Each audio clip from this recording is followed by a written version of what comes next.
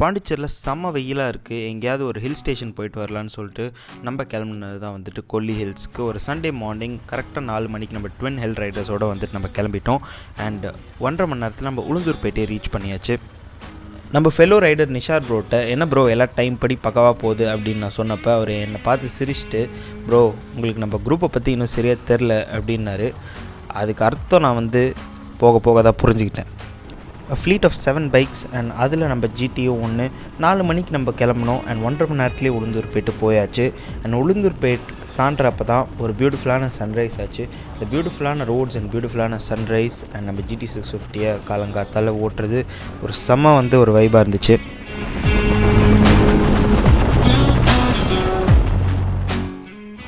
Hill கீழேயே காலங்காத்தால் செம பரோட்டா போட்டாங்க. அதை சாப்பிட்டுட்டு ஹில்லு பின்னாடி வழியாக ஏற ஆரம்பித்தோம். பின்னாடி வழியாக இந்த ரோடு வந்துட்டு நல்லா வைடான ரோட்ஸ், ரொம்ப ஸ்டீப்பாக இருக்காது. முன்னாடி இருக்க மாதிரி அந்த 72 ஹேர்பின்ஸ் மாதிரி போக்குவரத்து ரொம்ப கம்மியாக இருக்கும். ஸோ இங்கே ஓட்டவே வந்துட்டு ரொம்பவே சூப்பராக இருக்கும். யாருமே வந்துட்டு அதிகமாக வரமாட்டாங்க. அண்ட் நல்ல கார்னர்ஸ் இங்கே இருக்குது. ஸோ அந்த ரைடிங் எக்ஸ்பீரியன்ஸே உங்களுக்கு ரொம்பவே சூப்பராக இருக்கும். நாங்கள் இதை ரொம்பவே என்ஜாய் பண்ணோம்.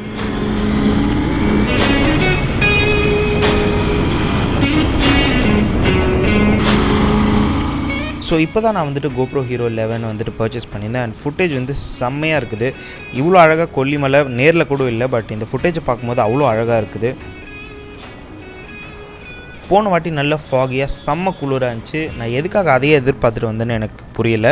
பட் ரொம்ப வெயிலாக இருந்துச்சு. மழை ஏற ஏற சரி குளிராகும் நான் எதிர்பார்த்துக்கிட்டே இருந்தேன். பட் வெயில் வந்துட்டு எந்த இடத்துலையும் அடிச்சுக்கிட்டே இருந்துச்சு. குளிரவே இல்லை சுத்தமாக.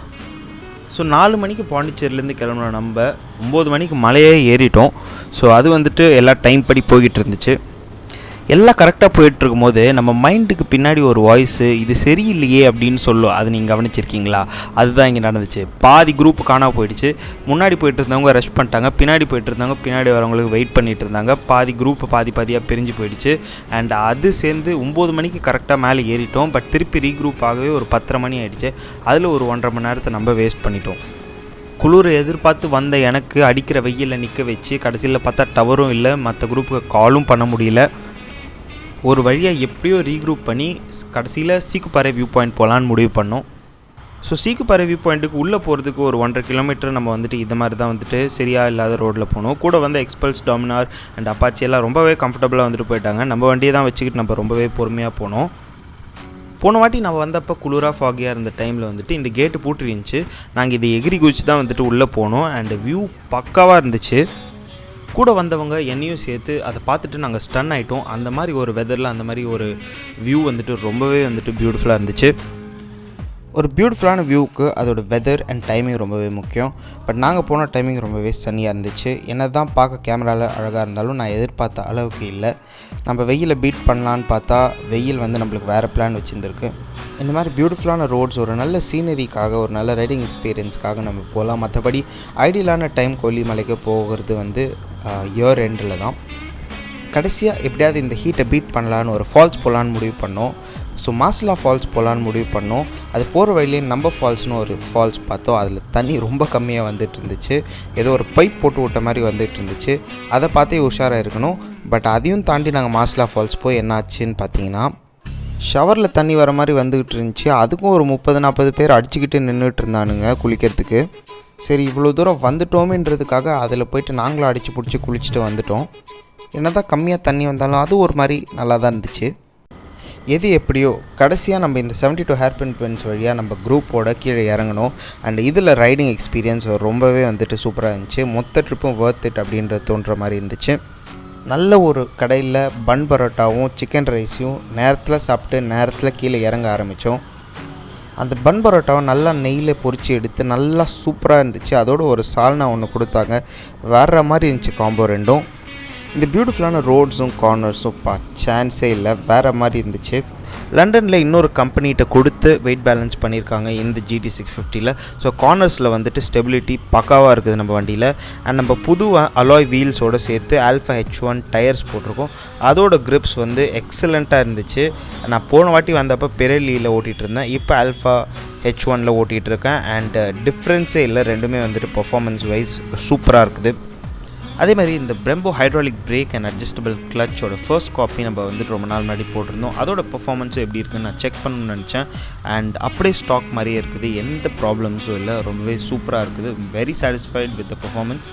எங்கே நம்மளுக்கு ப்ராப்ளம் வந்துச்சுன்னா, பேக் பிரேக் வந்து ப்ரெஷர் சேஞ்ச்னால கீழே இறங்கும் போது அது வந்து தானாக வந்துட்டு டிசேபிள் ஆகிக்குது. அது வந்து எவ்வளோ தூரம் கீழே அமுத்தினாலும் பிரேக் பிடிக்க மாட்டேங்குது. இதை நான் வந்து கொடைக்கானல்லையும் எக்ஸ்பீரியன்ஸ் பண்ணேன். ஸோ அது வந்து ரொம்பவே ஒரு டேஞ்சரஸான திங். இந்த கோப்ரோ ஃபுட்டேஜை பார்க்கும்போது அவ்வளோ அழகாக இருக்குது, நேரில் கூட அவ்வளோ அழகாக இருந்துச்சான்னு வந்துட்டு எனக்கு சந்தேகமாக தான் இருக்குது. ஒரு நல்ல இன்வெஸ்ட்மெண்ட் இந்த கோப்ரோ ஹீரோ 11. பட் என்னதான் இருந்தாலும் அந்த ரைடிங் எக்ஸ்பீரியன்ஸை எத்தனை வீடியோ பார்த்தாலும் வந்துட்டு நம்ம ஃபுல்ஃபில் பண்ண முடியாது. அவ்வளோ சாட்டிஸ்ஃபைங்காக இருந்துச்சு இந்த பியூட்டிஃபுல்லான கார்னர்ஸ், இந்த பியூட்டிஃபுல்லான மோட்டர் சைக்கிளில். ஸோ நம்ம ஃப்ளீட் ஒரு பியூட்டிஃபுல்லான வியூ பாயிண்ட் கிட்ட ஒரு ஸ்டாப்பை போட்டோம். நல்ல ஒரு ஃபோட்டோ எடுத்துகிட்டு போகலான்னு இந்த GT650, the Apache, Dominar and Xpulses. ரொம்பவே ஒரு பியூட்டிஃபுல்லான view with beautiful motorcycles. So நீங்கள் ஏறும் போதோ இறங்கும் போதோ இந்த இடத்துல நிப்பாட்டிட்டு போங்க. அரவுண்ட் ஒரு 20 ஹேர்பின் பென்ஸ் கிட்ட அது இருக்கும்னு நினைக்கிறேன். ஸோ நம்ம குரூப்பில் ஒரு கிளாசிக் 350 வந்துருந்துச்சு. அது மேலே ஏறவும் ரொம்பவே கஷ்டப்பட்டுச்சு, 90க்கு மேலே போக ரொம்பவே கஷ்டப்பட்டுச்சு. அதுக்கு மேலே அந்த வைப்ரேஷன்ஸ் வேறு, ரைடரோட கையெல்லாம் அப்படியே வந்துட்டு மறுத்து போச்சு. ஸோ நீங்கள் உங்கள் கிளாசிக்கில் ஒரு லாங் ரைட்ஸ் போகணுன்னு நீங்கள் நினைக்கிறீங்கன்னா கண்டிப்பாக அது இம்பாசிபிள் கிடையாது. பட் ரொம்பவே கஷ்டம், ரொம்பவே ஒரு ஸ்ட்ரெனுவஸான ஒரு ஆக்டிவிட்டியாக இருக்கும். நான் கூட நம்ம GT650ல் பேக் பெயின், நெக் பெயின்லாம் இருக்கும்னு நினச்சேன். பட் மோஸ்ட்டாக வந்துட்டு உட்கார இடத்துல தான் பெயின் அதிகமாக இருந்துச்சு. அண்ட் பாமில் வந்துட்டு பெயின் இருந்துச்சு. ஏன்னா வந்துட்டு மோஸ்ட் ஆஃப் த வெயிட் நம்ம அங்கே ட்ரான்ஸ்ஃபர் பண்ணுறோம். ஸோ பாடி கோரை வச்சு சப்போர்ட் பண்ணும் பாடியை, ரேதர் தென் வெயிட்டை வந்து நம்ம ஹேண்டில் பார்ஸில் போடுறத விட. சில ரைடர்ஸ்லாம் ஒரு எக்ஸ்ட்ரா சீட் மேலே போட்டிருக்காங்க, ஒரு ஜெல் பேட் மாதிரி. ஸோ அந்த மாதிரி நம்மளும் நம்ம வண்டிக்கு போட்டுக்கணும்னு நினைக்கிறேன். சரி, நான் கொஞ்சம் நேரம் தொண்ணு பேசாமல் ஒரு 2 மினிட்ஸ் நம்ம ரைடிங் அண்ட் கார்னரிங்கை பார்த்து என்ஜாய் பண்ணுங்கள்.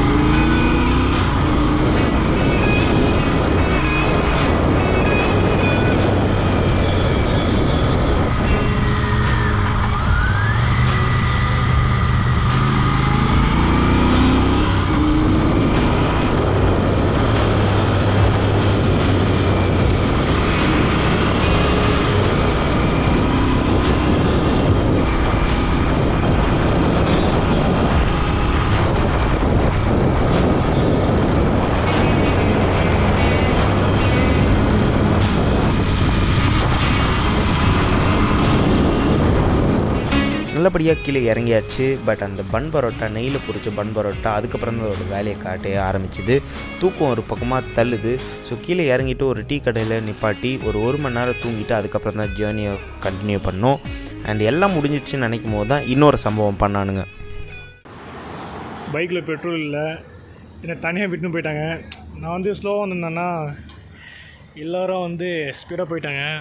லாஸ்ட்டில் பார்த்தா பைக்கில் பெட்ரோல் இல்லை. பைக்கில் வந்து பெட்ரோல் காமிச்சிது, லாஸ்ட்டில் வந்து பெட்ரோல் இல்லை. இப்போ வெயிட்டிங் 30 மினிட்ஸ் வெயிட் பண்ணுறேன். அவங்க வந்து ஃபோன் எடுக்கல அவங்க. ஸோ இந்த சம்பவம் நடந்து நிறைய ரைடர்ஸ்லாம் வந்துட்டு ரொம்ப லேட்டாக தான் வீட்டுக்கு போனாங்க. ஸோ ஏதோ ஒரு மாதிரி நடந்து ஒரு நல்ல ரைடாக முடிஞ்சிடுச்சு. So moral of the story, கொல்லிமலைக்கு இயர் எண்டில் போங்க. அண்ட் இந்த குரூப் ரைட் அட்ராசிட்டிஸை பொறுத்த வரைக்கும் அதை நம்மளால் எதுவுமே பண்ண முடியாது. இந்த அன்எக்ஸ்பெக்டட் டர்ன் ஆஃப் ஈவெண்ட்ஸ் தான் ஒரு அட்வென்ச்சரை க்ரியேட் பண்ணுது. So right safe. See you in another video. Until then, keep watching The Vintage Biker.